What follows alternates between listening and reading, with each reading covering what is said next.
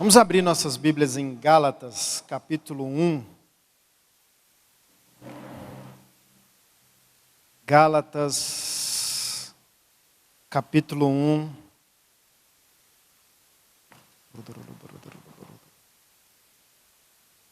Muito barulho.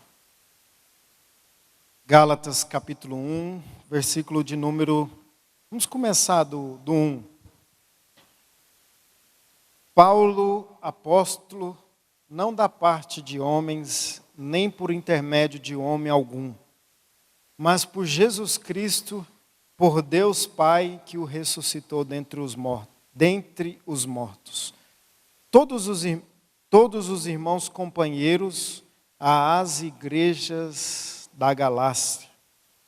Graça a vós outros e paz da parte de Deus, nosso Pai, e do Senhor Jesus Cristo, o qual se entregou a si mesmo pelos nossos pecados, para nos desarraigar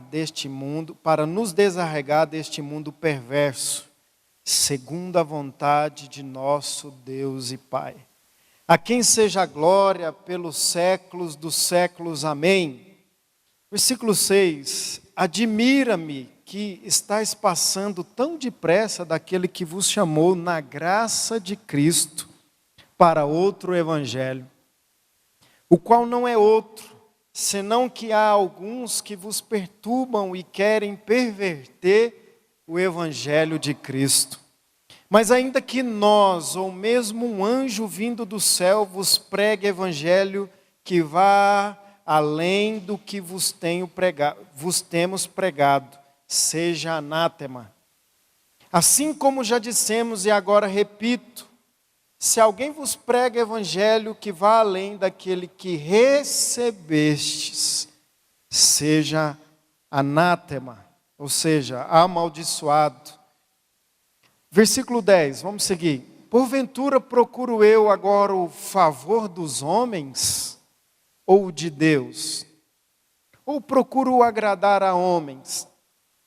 Se agradasse ainda a homens, não seria servo de Cristo. Faço-vos, porém, saber, irmãos, que o evangelho por mim anunciado não é segundo o homem. Porque eu não recebi, nem o aprendi de homem algum, mas mediante revelação de Jesus Cristo. Porque ouviste qual foi o meu procedimento outrora no judaísmo, como sobremaneira persegui eu a igreja de Deus e a devastava. E na minha nação, quanto ao judaísmo, avantajava-me a muitos da minha idade, sendo extremamente zeloso das tradições dos meus pais. Quando, porém, ao que me separou antes de eu nascer e me chamou pela sua graça, aprouve revelar seu Filho em mim, para que eu pregasse entre os gentios, sem detença, não consultei carne e nem sangue. Vamos, por enquanto, até aqui. Paulo foi um dos homens que mais pregou sobre a graça de Deus. Que mais pregou sobre a graça de Deus. O Evangelho é a graça de Deus. O Evangelho da graça é o único Evangelho. Não existe outro Evangelho. Paulo está dizendo aqui que alguns queriam perverter o Evangelho de Cristo. E eu meditando nesse texto, meditando nessa palavra, o Senhor ministrou no meu coração como eles querem perverter o Evangelho de Cristo. Qual era a perversão? Paulo, Edênia, onde Paulo ia ministrar, onde Paulo pregava, de repente apareciam os judeus, vindo de Jerusalém, que estava perseguindo Paulo. Onde Paulo pregava, os judeus vinham atrás. Os judeus queriam matar Paulo. Assim como os judeus queriam matar e matou Jesus. Porque Jesus começou a anunciar o Evangelho. Jesus começou a anunciar o evangelho que é através da fé e não de obras. E com isso, querido, por exemplo, o povo começou a seguir Jesus e não ia mais para as sinagogas. O povo, seguindo Jesus, não ia mais com o costume de ir para as sinagogas. Eles sentavam e começavam a admirar e dizer: que doutrina é essa? Que autoridade é essa? Porque quando, querido, nós estamos dentro do Evangelho, Paulo falou assim: o Evangelho é o poder de Deus. Quando você crê só no Evangelho, quando você crê na graça de Deus, você vive o poder de Deus. Porque no Evangelho, o Senhor garantiu todo tipo de vitória para mim e para você. Todo tipo de vitória que eu e você precisa está no Evangelho. O Senhor nos tornou justos. Ele fala assim, o justo em Romanos 1,17, que o justo ele vive pela fé. E a fé, Edênia, vem pelo ouvir e ouvir a palavra de Cristo.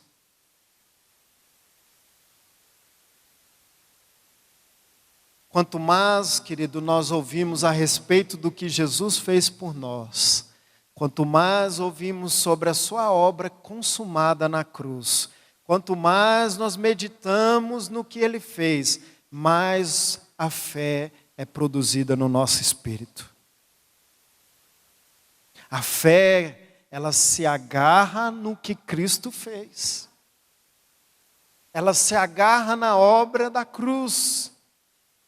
Por isso que a defesa de Paulo aqui era que não viesse acrescentar nada no Evangelho. Inclusive, eles queriam acrescentar aqui obras. Você precisa circuncidar, você precisa guardar o sábado, mesmo tendo convertido ao Evangelho.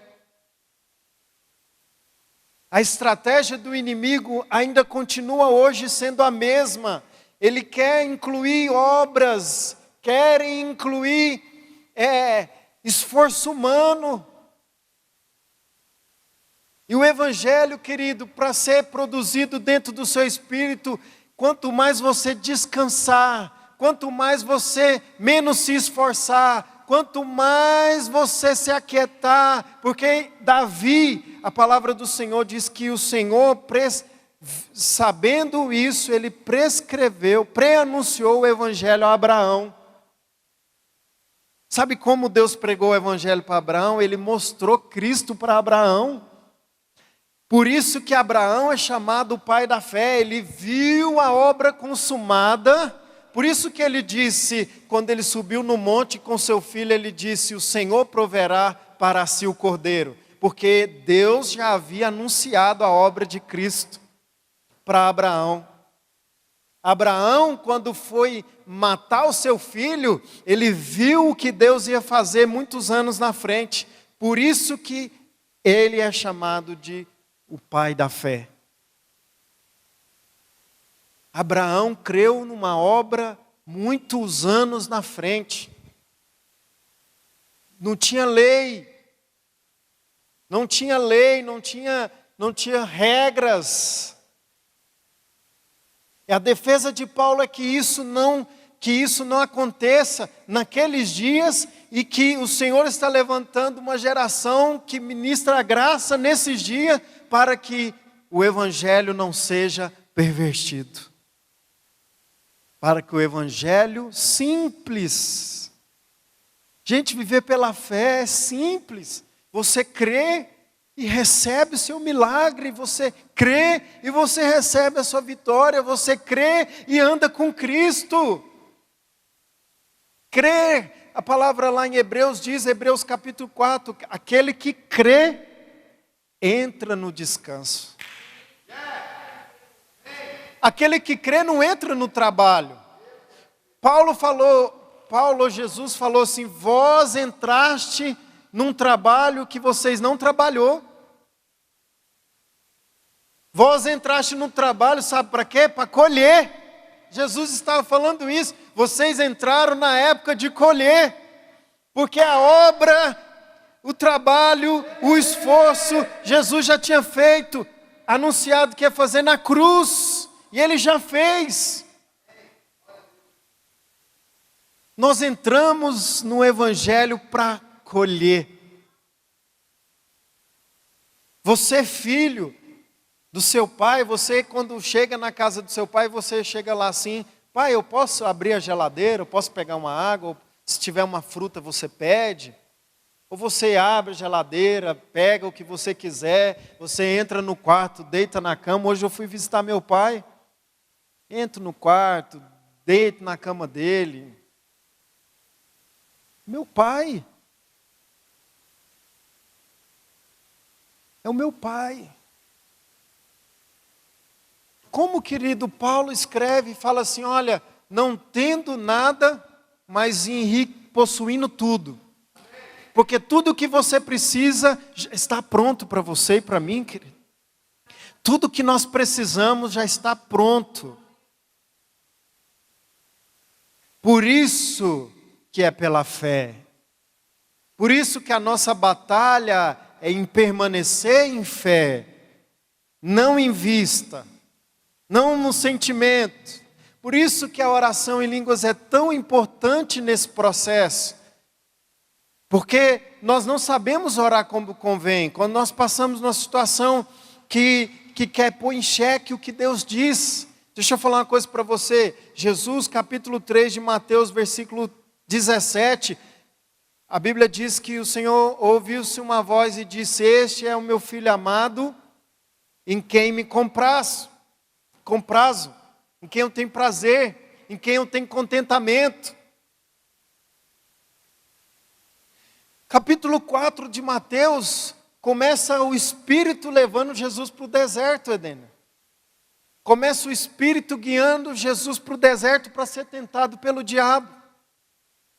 Sabe qual foi a estratégia, qual foi a tentativa do diabo? Eu sempre percebi, porque Jesus estava com fome, e o diabo, quando Jesus estava com fome, ele veio apresentar os pães para ele.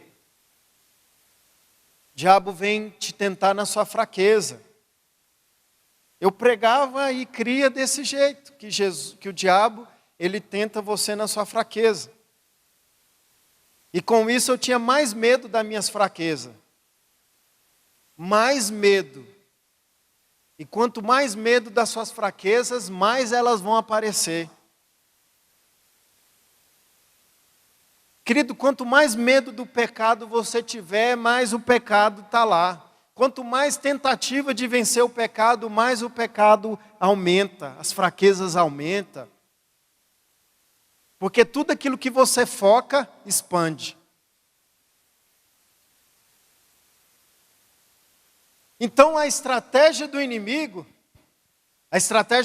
olha que o diabo diz para Jesus no capítulo 4 de Mateus, depois dele ter ido para o deserto. Lembre que o Senhor falou para ele, você é meu filho amado. O diabo chegou em Jesus e falou assim, se és o filho.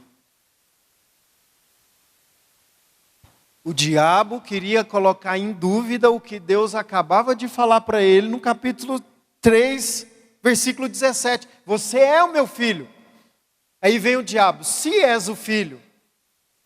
Porque o diabo, ele quer sempre roubar a palavra de Deus na nossa vida. Porque através da palavra trabalhando na sua vida, você tem fé.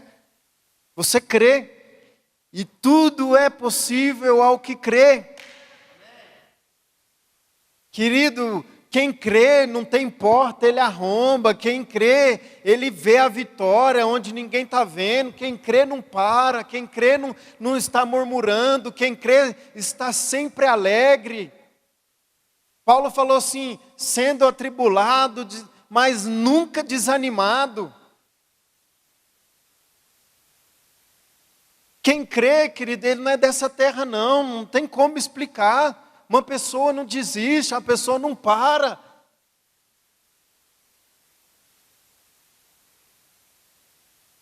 E você pensa que o inimigo, não está contente não. Ele quer pôr em xeque, assim foi com Eva. Não foi bem assim que Deus diz. Porque se você não crê no que Deus diz, querido, estabelece a derrota na vida dessa pessoa. Querido, se não é o que Deus diz, nós estamos perdidos. Paulo falou assim, nós somos os piores, miseráveis homens, se nós cremos só no que nós estamos vendo. Paulo falou isso, não sei em qual carta, mas ele falou. Se não é o que nós cremos, então é vã.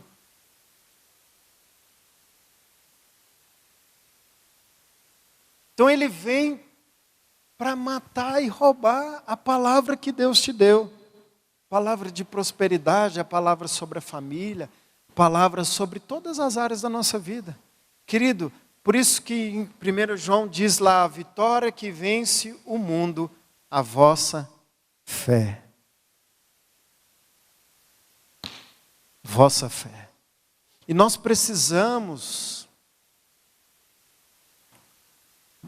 policiar a nossa fé.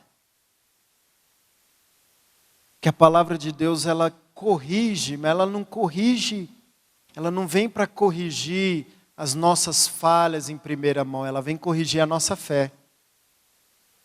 Porque se você crê que você ainda é pecador, por exemplo, se você crê de maneira errada, querido, o inimigo tem vantagens. E ele vê que você não para de crer, ele por isso que fala a parábola do joio e do trigo. Dormindo os homens, eles foram lá e introduziu o joio.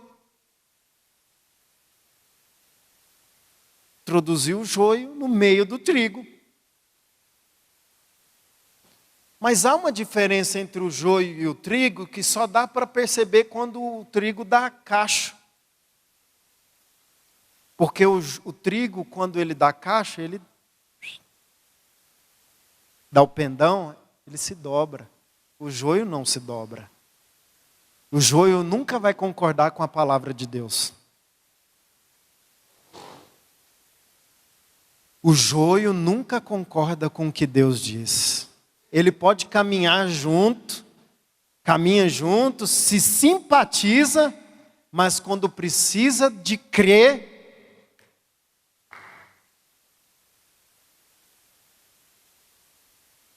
e Jesus falou para não tirar o joio junto com o trigo, para deixar no dia da colheita por causa do trigo. Porque enquanto tiver o trigo aqui na terra, querido, o Espírito Santo está aqui na terra. Ele está agindo, está operando.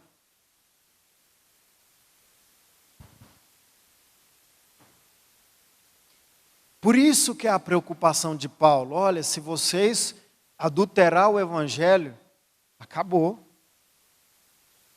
A estratégia do inimigo é introduzir o Interessante, pastor Hebe, esses 4 dias, domingo, segunda, terça e quarta, ele falando sobre os filhos de Israel, quando eles estavam no Egito. Faraó viu que eles cresceram em números, se tornou forte e poderoso. A Bíblia diz que Faraó usou tem uma palavra, deixa eu ver se eu lembro aqui. Astúcia. Sabe o que ele fez com os filhos de Israel? Colocou serviço neles. Acrescentou trabalho.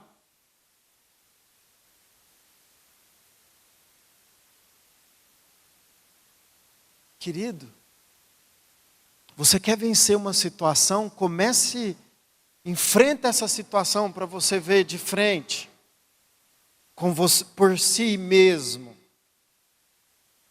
Sabe por que o povo de Israel não conseguiu matar o gigante e estava sendo afrontado dia após dia por Golias, dia após dia, 40 dias o Golias ia lá, não tem homem aí não, desafiando o povo de Israel.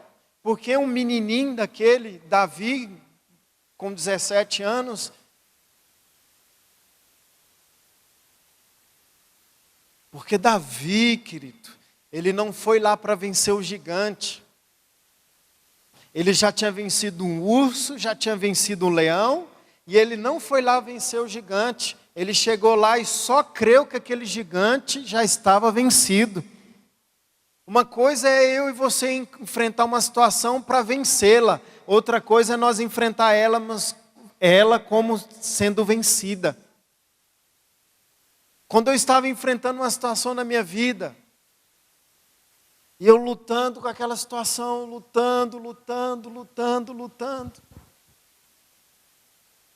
E eu tive uma experiência muito tremenda com a graça de Deus, querido, uma experiência tremenda, porque nesse período dessa luta, o Senhor mostrou que aquela situação estava vencida. E foi como Ele tirar com a mão, Edênia.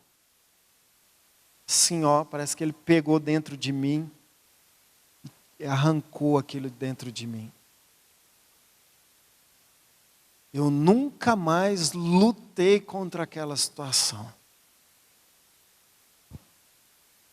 E hoje, faz um ano, um ano, 9 meses, alguma coisa assim. Nunca mais enfrentei aquela situação. E ela quis voltar de novo. Ela quis voltar de novo. E todas as vezes o Senhor fala, ela já é vencida. É vencida. Uma coisa, querida, é você enfrentar uma situação para vencer. Outra coisa é você enfrentar a situação como mais que vencedor. Mas você para de lutar, você descansa, você entra naquele lugar que Jesus te colocou, nas regiões celestiais, assentado com Cristo Jesus.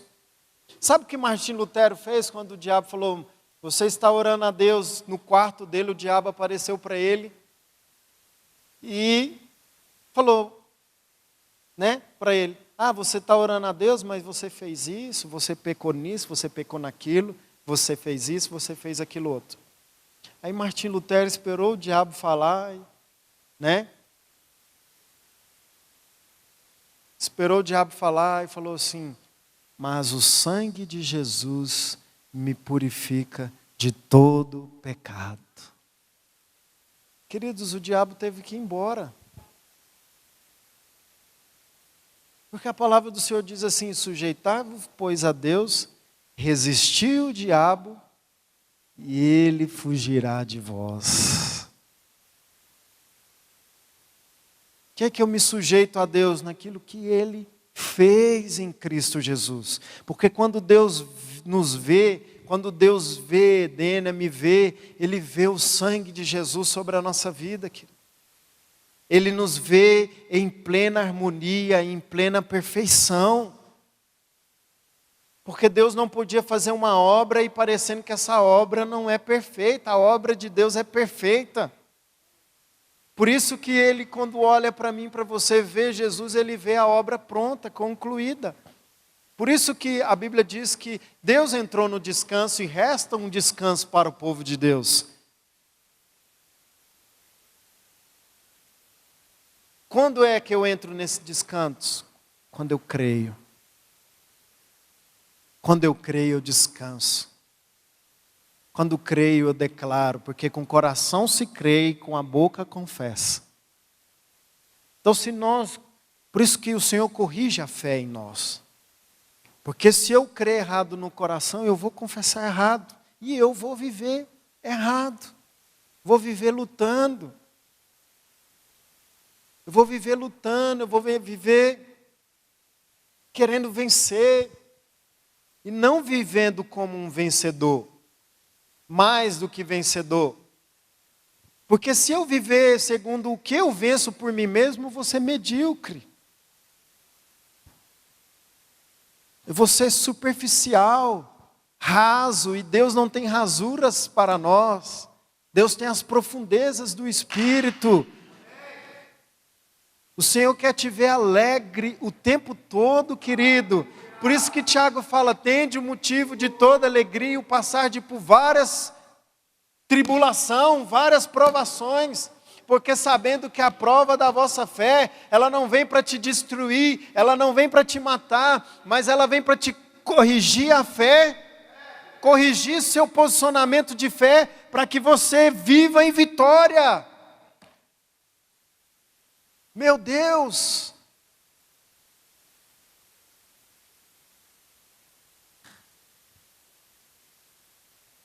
Com o coração se crê, com a boca confessa. Romanos capítulo 10, com o coração se crê. Eu creio, Senhor, eu aceito. Obrigado, Jesus. Por isso que nós não somos filhos pedintes, somos agradecidos. Por isso que Paulo falou, apresentai-vos a Ele com ações de graças.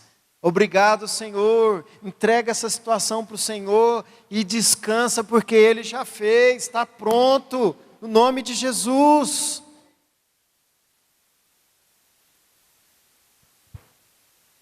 Está pronto em nome de Jesus.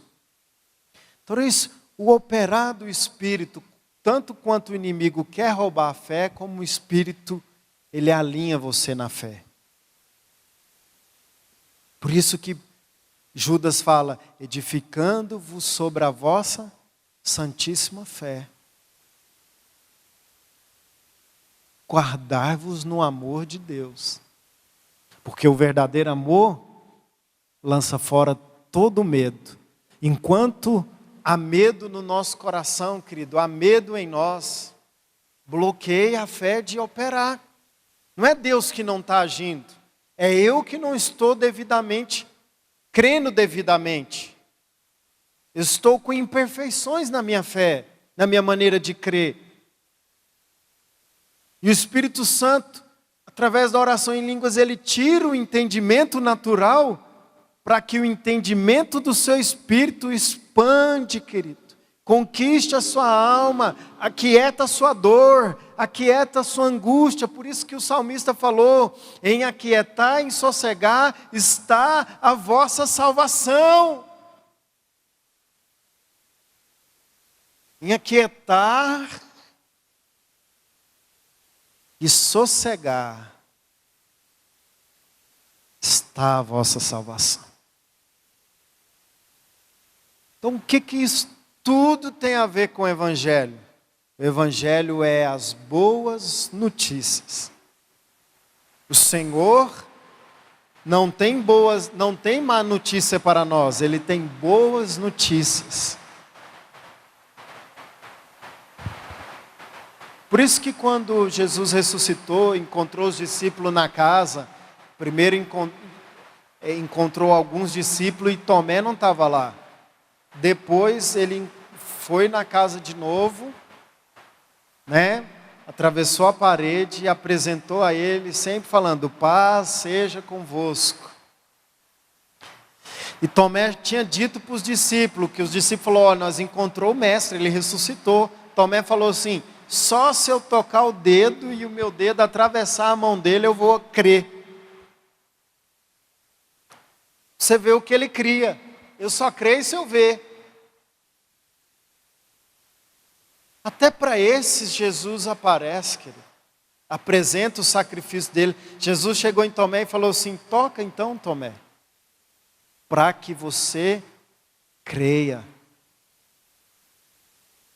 Querido, naqueles momentos onde a nossa fé parece que não vai funcionar, naqueles momentos que parece, Senhor, se o Senhor não intervir, assim como Pedro andou sobre as águas ao momento que ele estava olhando para Jesus, ele estava andando sobre as águas. Quando ele olhou a turbulência, os ventos, a Bíblia diz que ele começou a afundar. Abraão, Deus falou para ele que ele ia ter um filho, e ele quis dar uma ajudinha para Deus. Para você ver, querido, que no Evangelho não há nenhuma condenação, mesmo quando nós erramos. Quando nós falhamos, principalmente na fé.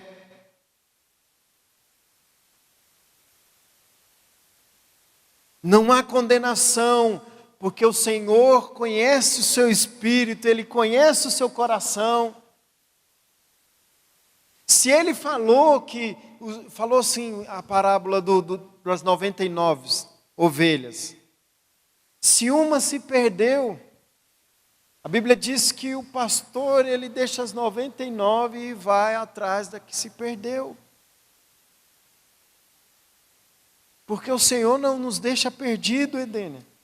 O Senhor não nos deixa desorientados, sem saída.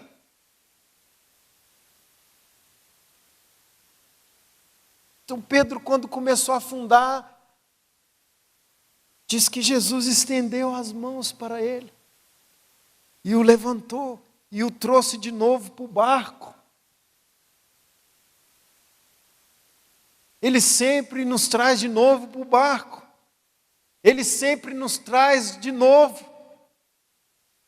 Aleluia! Ele sempre traz de novo. Porque Jesus falou, aqueles que o Pai me deu, para que nenhum dos que o Pai me deu se perca.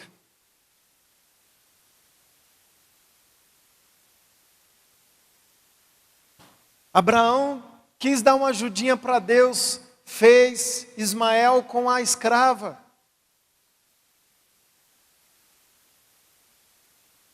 Mas o Senhor trouxe de volta para o caminho da fé, querido. Porque é no caminho da fé que está a nossa rota. Porque no caminho da fé é que está a nossa rota. Lá em Hebreus diz que nós não somos dos que retrocedem, somos os que crê. Somos os que creem. Por isso que passar por tribulação, querido, se torna gostoso. Porque o Senhor está com você nesse processo, te ensinando coisas que, se não tivesse passando aquela situação, nós não aprenderíamos.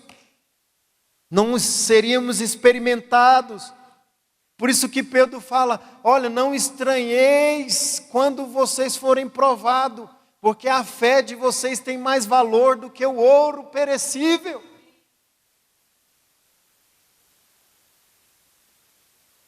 A fé tem mais valor do que o ouro perecível. Lá ele nos aconselha para nós exultarmos. Exultação está acima de alegria, está acima de exultai.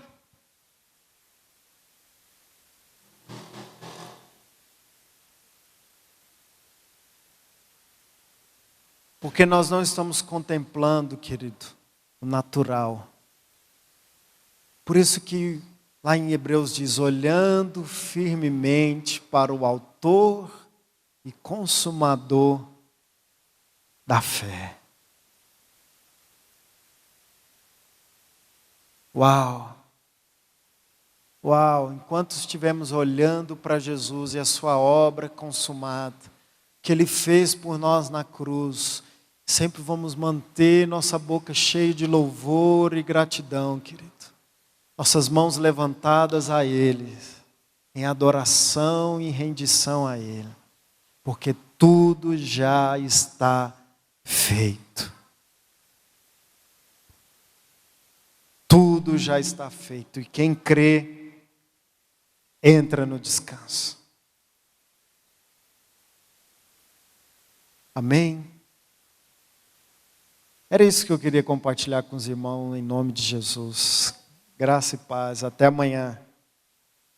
Se você trouxe a oferta, está aqui o gasofilaço para você depositar a sua oferta ao Senhor.